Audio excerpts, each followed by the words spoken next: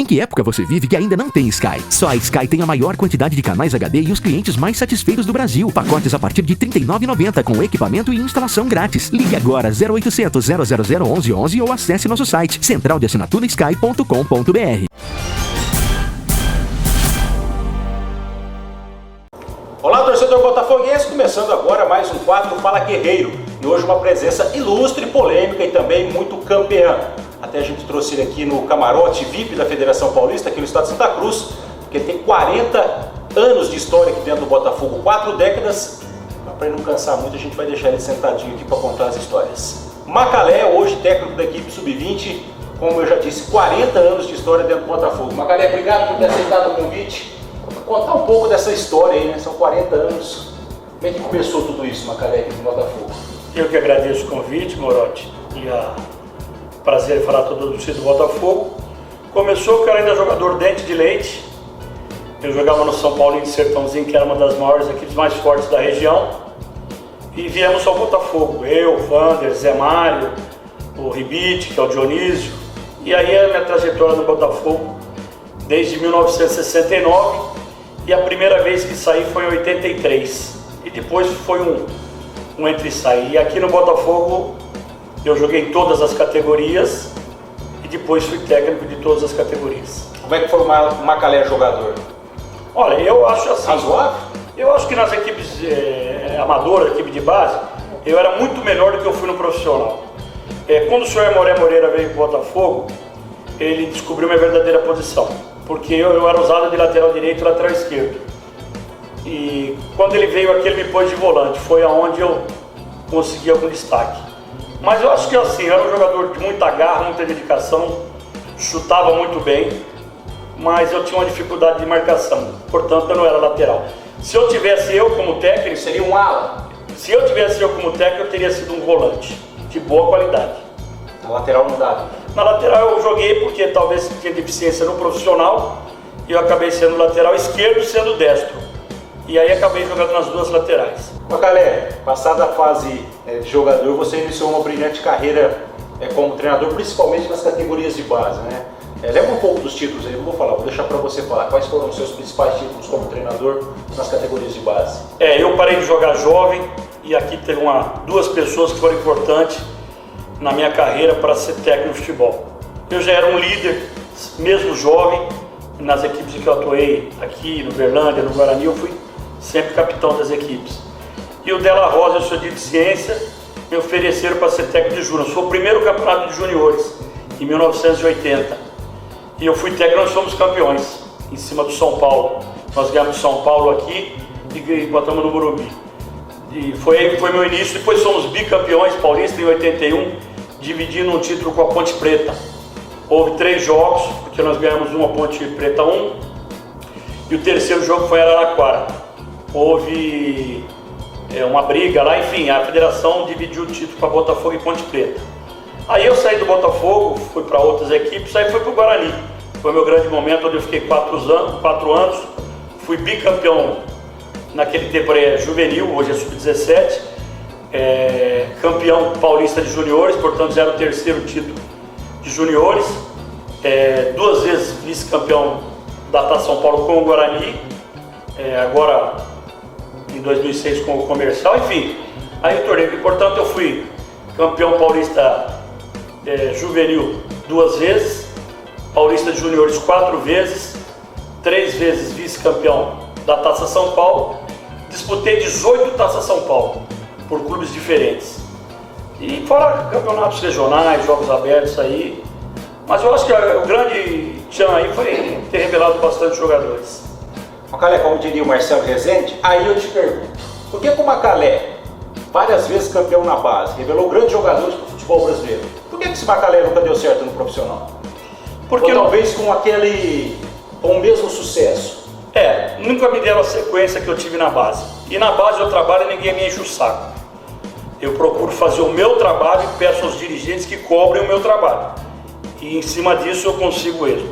No Ituano foi onde eu tive a maior oportunidade como técnico profissional. Eu fui auxiliar do Ademir Fonseca quando fomos campeões paulista e fui campeão da Copa Paulista, que naquele ano deram o nome de Mauro Ramos de Oliveira. Mas no Botafogo, no Comercial, em outras equipes, eu sempre fui para apagar incêndio. Ou seja, vai precisar usar os meninos da base, põe o Macalé que ele ajusta. Não precisa de dinheiro, ele toca, e foi assim. Então, e ficou um carimbo também, viu, Morotti? Deu na base, isso tem, como tem, por exemplo, o Varley de Carvalho, que só tira time de rebaixamento, como o Benazzi, que só tira time de rebaixamento. Você ficou marcado. Exato, ficou esse carimbo de eu pegar a equipe de base, fazer bom trabalho, chega no final do ano, colhe-se frutos dos jogadores que a gente ajuda a se revelar. E eu nunca tive uma sequência no profissional, a não ser no Ituano, como eu disse. Então eu sempre fui para apagar incêndio. Eu nunca iniciei o trabalho em equipes profissionais. Ele também não me fez falta nenhuma, não. Macalé, você não tem papas na língua, né? Quem foi o principal jogador que você revelou? Falar de um só eu acho... Cita algum. Chato. Vou citar lá atrás, Paulo Egídio foi um grande jogador, o Neto, Evair, Mauro Silva, Wagner Mancini, Leandro Amaral, Rodrigo Fabre.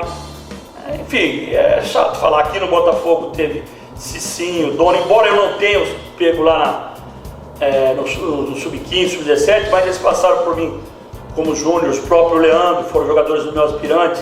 Eu acho que a gente deu o toque final para esse, mas eu ponhei os dois aí, três.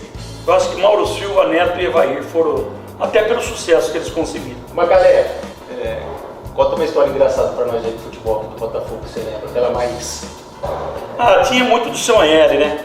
O seu L, para quem conheceu, foi uma figura ilustre do Botafogo, ele era argentino e os jogadores ficavam naquele tempo na casa do atleta, que era na Vila Tibério.